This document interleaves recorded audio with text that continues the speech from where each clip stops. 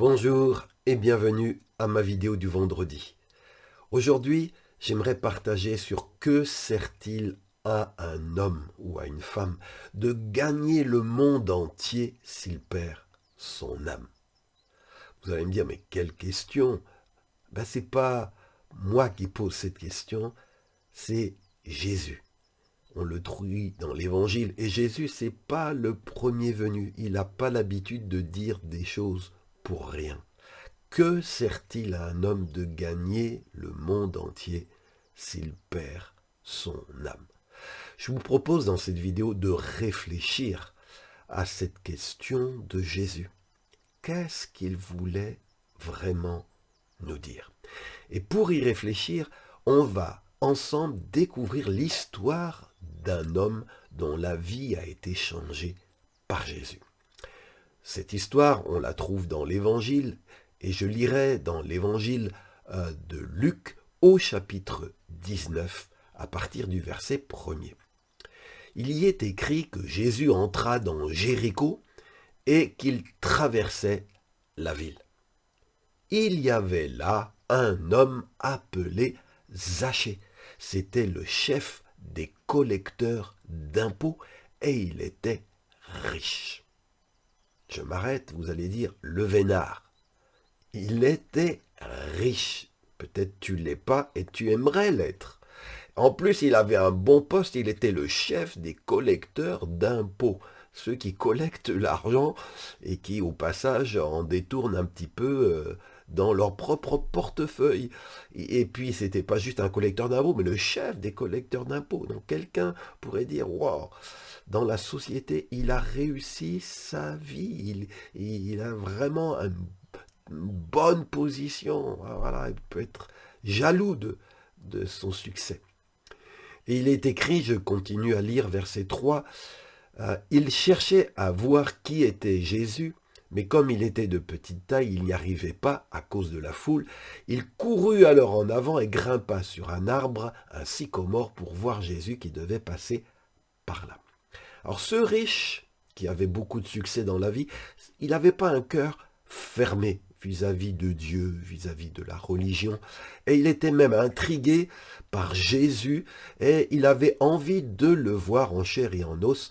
Mais il avait un problème, il était trop petit et la foule l'entourait, il ne pouvait pas le voir. Alors il était ingénieux, ce collecteur d'impôts. Il est monté sur un arbre pour observer de son perchoir Jésus qui allait passer par là. Je lis la suite, verset 5. Quand Jésus arriva à cet endroit, il leva les yeux et dit à Zachée, « Dépêche-toi de descendre, Zachée, car il faut que je demeure chez toi aujourd'hui. » Zachée se dépêcha de descendre et le reçut avec joie. Vous savez, des fois, on marche comme ça, la tête, et puis hop, on entend un chant d'oiseau, on lève la tête, on regarde vers les arbres. Non, mais pour Jésus, c'était pas comme ça que ça s'est passé. Je pense que Jésus, il a levé les yeux exprès parce qu'il savait que dans cet arbre, dans ce perchoir, il y avait un homme qui était curieux, qui le cherchait, qui s'appelait Zachée. Il connaissait que cet homme avait une bonne vie, il était riche, il avait un bon poste, mais il savait qu'il lui manquait l'essentiel dans sa vie, qu'il était en train de perdre sa vie. Et Jésus va dire à cet homme, « Je veux demeurer chez toi, dépêche-toi de descendre. » Et Zachée, il aurait pu dire, « Non, non, non, Seigneur, non, non, ça va. » Mais Zachée était prêt à accueillir Jésus dans sa maison. Est-ce que tu es prêt à accueillir Jésus chez toi, dans ton chez-toi, dans ta maison intérieure? Et je lis la suite, verset 7. En voyant cela, tous critiquaient Jésus. Il disait, cet homme est allé loger chez un pêcheur. Eh oui, sa fortune, il ne l'avait pas gagnée vraiment très honnêtement. Les collecteurs d'impôts de l'époque profitaient de leur position pour exiger davantage d'impôts qu'il ne fallait en payer, parce qu'une partie, ça allait dans leur poche. Donc ils étaient réputés pour être des gens malhonnêtes, tricheurs, voilà, au service aussi peut-être du pouvoir. Donc Zachée, c'était pas un petit saint, c'était pas un gars vraiment fréquentable. Alors On peut se dire, mais comment ça se fait que Jésus va chez des gens comme ça? Ben Jésus, oui, il est l'ami des pécheurs, non pas qu'il aime leurs péchés, mais il les aime eux. Il sait qu'il leur manque quelque chose et il est prêt à venir chez eux pour leur apporter ce qui leur manque. Et là, le fait que Jésus entre dans la vie de Zachée va bouleverser la vie de cet homme. Il ne sera plus jamais le même. À un moment, Zachée va se mettre debout, je ne sais pas à quel moment du repas, peut-être au dessert, mais vous savez, au moment où des fois on va faire une annonce importante en fin de repas, mais il est dit que, verset 8, Zachée debout devant le Seigneur lui dit, « Écoute Seigneur, je vais donner la moitié de mes biens aux pauvres. » On pourrait dire, mais il a trop bu dans le repas, Zachée, qu'est-ce qui lui tombe sur la tête? Lui qui était grippe-sous, qui aimait l'argent, qui s'intéressait pas aux pauvres, tout d'un coup, parce que Jésus entre chez lui et qu'il l'écoute, tout d'un coup, son cœur est tellement touché qu'il est prêt à se débarrasser la moitié de sa fortune. Est-ce que toi, tu serais prêt à te débarrasser même que la moitié de ton salaire d'un mois? Et là, la moitié de tous ses biens, il est prêt à le donner aux pauvres.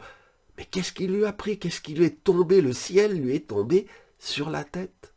Non, c'est plutôt le ciel est entré dans son cœur. Cet homme qui aimait l'argent est maintenant libéré de sa prison, de son avarice. Il découvre que à quoi sert-il pour un homme de gagner le plus d'argent possible s'il perd son âme? Il découvre en entendant Jésus qu'il a quelque chose de beaucoup plus important dans la vie que d'accumuler les biens terrestres, les titres, les positions sociales.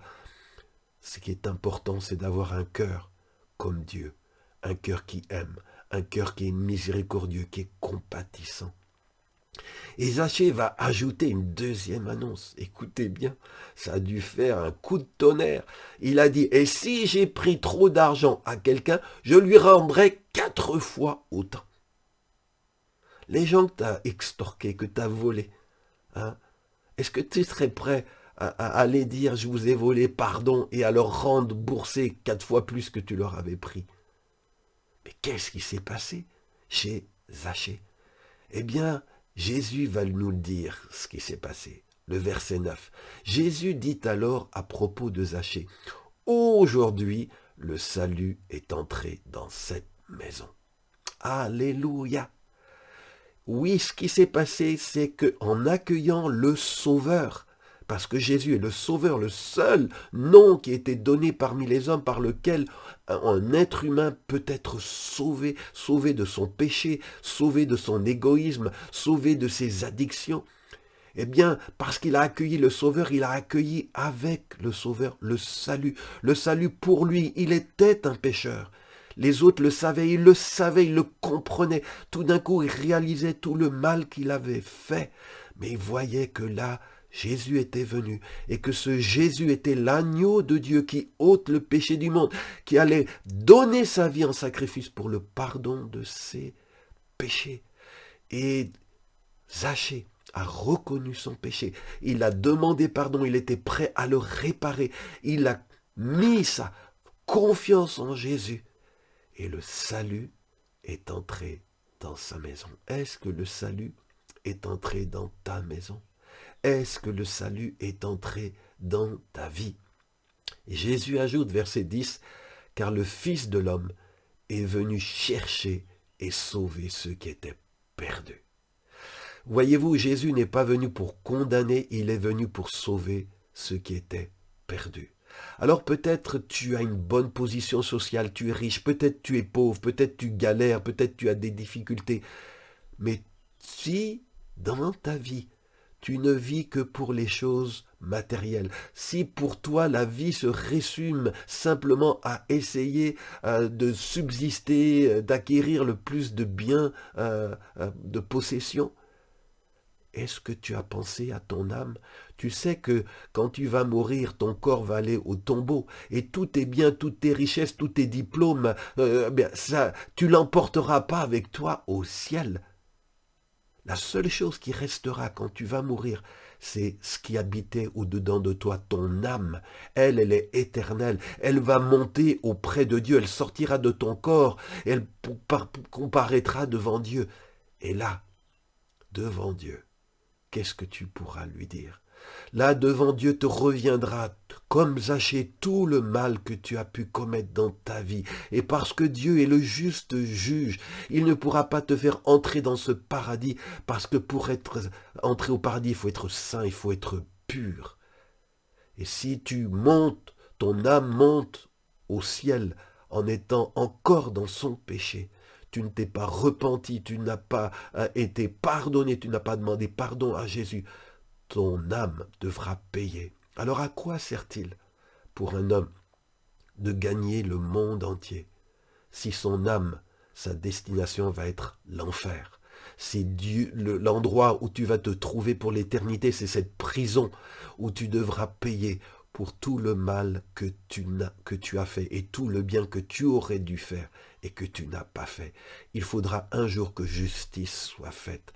Mais la justice de Dieu, c'est que Jésus, par amour, a payé pour tes crimes et tes péchés. Et si tu regrettes tes péchés et demandes à Jésus pardon, lui, parce qu'il a payé à ta place, il peut t'acquitter de ta dette et tu n'auras pas à aller en enfer, tu n'auras pas à payer éternellement pour le mal que tu as commis. Le salut, comme pour Zachée, peut entrer aujourd'hui, alors que tu m'écoutes. Le salut peut entrer dans ton cœur et dans ta maison. Et vous savez, ce verset, c'est un verset qui m'a touché quand moi-même j'ai confié ma vie à Jésus. Je me préparais à une belle carrière, à un beau métier, j'allais gagner beaucoup d'argent et je pensais que à ça, mes frères et sœurs, mon entourage était comme jaloux, content que voilà, j'avais pour eux fait les bons choix, j'allais gagner le monde entier. Et puis, à ce moment-là, j'étais pas perché dans un arbre, mais j'étais sur une voie qui me menait en enfer. Et parce que j'avais pas le cœur fermé, Dieu un jour a levé les yeux vers moi et m'a dit, Jean-François, à quoi sert-il? Un homme te servirait-il de gagner le monde entier si tu perds ton âme? Et j'ai réalisé que j'étais un pécheur, que je ne pourrais pas entrer au paradis, parce que je savais très bien, ma conscience me disait le mal que j'avais commis, et je cherchais le pardon et la paix. Et il m'a dit, si tu me reçois, tu mets ta foi, Jean-François, dans mon sacrifice, j'effacerai ton péché, et je ferai de toi un être nouveau. Et j'ai dit oui. Et le salut est entré dans ma vie. Et aujourd'hui, ma passion, mon cœur est d'annoncer l'amour de Jésus à tous ceux qui veulent l'écouter. Et c'est mon cœur de partager ce message avec toi aujourd'hui, que toi et ta famille, vous puissiez être sauvés. Bien-aimé, dans ta vie, ne te trompe pas de priorité. Cherche d'abord les choses d'en haut, elles sont éternelles. Les choses d'en bas, elles sont juste passagères. Chaque vendredi, je publie une nouvelle vidéo sur cette page, selon le message que Dieu me met sur le cœur. Et je t'encourage donc à te connecter chaque vendredi pour venir écouter ce message. Et s'il a touché ton cœur, partage ce message autour de toi, fais-le connaître. Parce que Dieu est venu, Jésus est venu pour sauver et chercher ce qui est perdu. Et il veut t'utiliser pour faire connaître son amour et son salut. Sois béni, à vendredi prochain.